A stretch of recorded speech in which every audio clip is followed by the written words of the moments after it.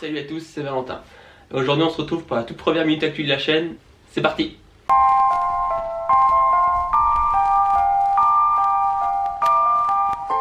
On va commencer cette minute actu avec Flybike. Flybike qui nous a sorti il y a quelques temps, du moins des photos 3D de son nouveau moyeu, donc le Magneto. Alors pourquoi Magneto? Tout simplement parce qu'ils ont inventé entre guillemets un nouveau système de driver. Donc, comme vous savez, nos drivers c'est souvent des cliquets avec des points d'engagement. Ils ont complètement révolutionné la chose dans le sens où il n'y a plus de cliquets, il n'y a plus de points d'engagement, enfin c'est pas les mêmes. Je pense que la vidéo sera plus parlante, je vous laisse regarder la vidéo et on se retrouve après.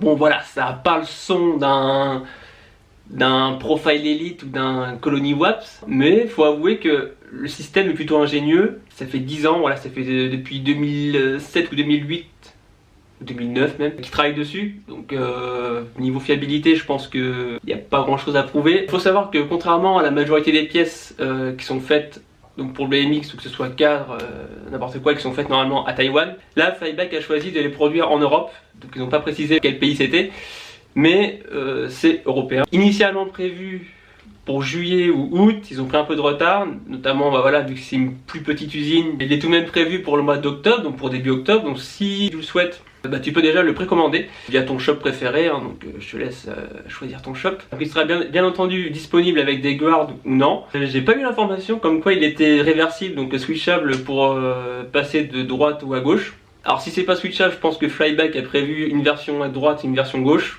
Ça me semble le minimum. Mais pourquoi Magneto? Eh bien tout simplement Magneto parce qu'il n'y a pas de ressort dans le système dans le moyeu, donc dans le driver. C'est un système d'aimant. Voilà. Donc ça vient jouer le rôle du ressort, sauf qu'il n'y a pas de ressort tout simplement. Ah, éclat. On va passer à éclat. Alors éclat, ils nous ont sorti aussi un nouveau moyeu, donc le Sismic, qui reprend grosso modo la technologie du Flybike Magneto, sauf que ils n'ont pas le système avec les aimants, donc magnétiques. Eux, ils ont remplacé ce système-là, du coup, via une sorte de platine avec quelques ressorts, quelques lames surélevées pour que ça vienne jouer le rôle de l'aimant. Donc les clés nous ont fait un peu l'entre-deux entre un système classique, donc avec des cliquets plus des points d'engagement, et le système Flybike sans ressort, sans cliquer, sans tout ça. Et en parlant d'éclat, tiens, un raider de la team Éclat a eu le bonheur de savoir qu'il est passé pro chez Éclat, c'est Lewis Mills. Voilà, il rentrait à son hôtel, et il y a la réceptionniste qui était avec une bouteille de champagne et il y avait un petit mot dessus comme quoi il passait pro chez Éclat. Et je pense qu'ils vont nous sortir une welcome assez solide. Allez, un peu de France maintenant, on va parler de Unicorn. Unicorn qui aurait prévu de sortir des BMX à la fin de l'année. On n'a pas encore de design ni de plus d'informations sur ça. On verra ça. Au passage, Unicorn ont sorti une nouvelle vidéo, je vous invite à aller la voir, je vais la mettre juste en haut là. Allez, maintenant parlons un peu X-Games. Lors des derniers X-Games de Dirt, il y a eu un petit mea culpa, un petit malentendu entre les juges sur le run de Ben Wallace.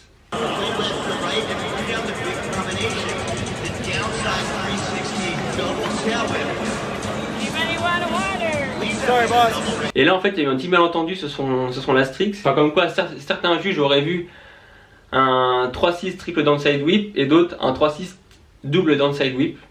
Donc dans le doute sur l'instant ils ont pris le double alors que c'était un triple en réalité. Et en fait ce qu'il faut savoir, aux X-Games c'est pas comme dans les contests genre Simple Session, Vans Rebel Jam ou Battle of Hastings. En fait ils sont dans une pièce avec plein d'écrans où ils ont juste toutes les caméras, mais ils ne voyaient pas le contest en réel, ils sont vraiment dans une pièce et ils jugent comme ça. Donc en fonction de l'angle de la caméra, en fonction de tout ça, certains ont vu un double et d'autres un triple, alors qu'en réalité c'était un triple. Dans la vitesse ils ont dit que c'était un double, et avec le recul ils ont regardé les vidéos et c'était bien un triple.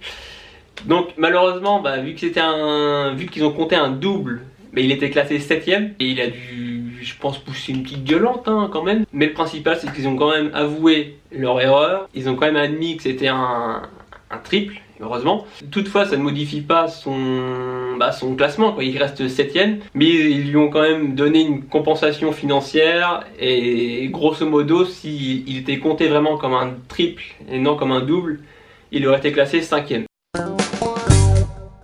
Allez, on va parler jeux vidéo. Alors après le Pumped BMX 1, le 2, le 3 qui était que sur console il me semble, Pumped BMX a sorti Trail Boss. C'est le Pumped dernière génération.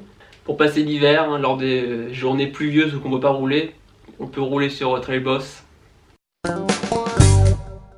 Allez, maintenant on va parler BSD. BSD qui nous a sorti des nouveaux colorways, donc sur le cadre de Chris Kyle, donc le Freedom, sur le cadre de Alex Zonacci, le ALVX, et sur le Safari, donc le cadre de Reed Stark. Sachant que ces coloris sont déjà disponibles, hein, il me semble que chez BMX Avenue ils ont déjà reçu le cadre de Chris Kyle, donc le de noir et blanc, et après je pense que les autres sont disponibles sur commande. Et après BSD, parlons Cult. Cult qui a sorti aussi des nouveaux colorways, notamment sur le cadre Chezok, donc un cadre tout blanc. Il y a aussi le cadre de Dakota Roach. Personnellement j'aime beaucoup, mais et surtout, voilà, Dan Foley, ça fait 1 an ou presque qu'il est chez Cult maintenant, et ils lui ont enfin sorti un cadre signature. Donc il n'a pas de nom particulier, c'est juste le Foley Frame. Au moins c'est simple et efficace, hein, comme son riding.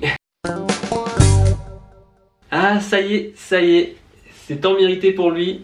Alex Yam passe pro chez Vans. Je vous invite à aller voir sa vidéo Welcome to Vans, qui est vraiment lourde je trouve, notamment avec son downside whip to feeble to drop de cette faki. Enfin, une tuerie. Bon, il n'y a plus suspense maintenant, hein. Brandon Begin a quitté Fit pour entrer chez Cult. Donc bon, lui c'est tout le meilleur chez Cult. Il a fait d'ailleurs une vidéo welcome, une petite vidéo, je vous mettrai ça en bio. De toute façon tous les liens des vidéos ils seront en bio. Et on va terminer cette minute actu avec une vidéo what the fuck, une vidéo de Tate Roskelley. Je vous mets le lien dans la description.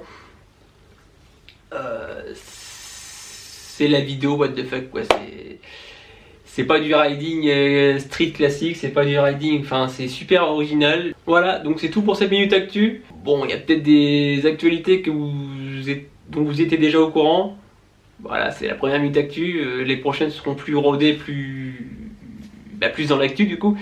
Dans la prochaine minute actu, on va surtout parler des résultats de la Battle of Hastings.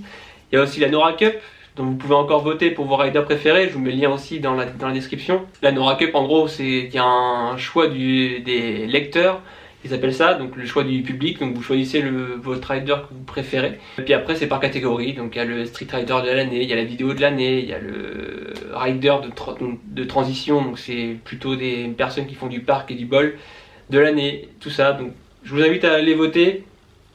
Et on parlera de tout ça dans la prochaine minute actu. A très bientôt, salut!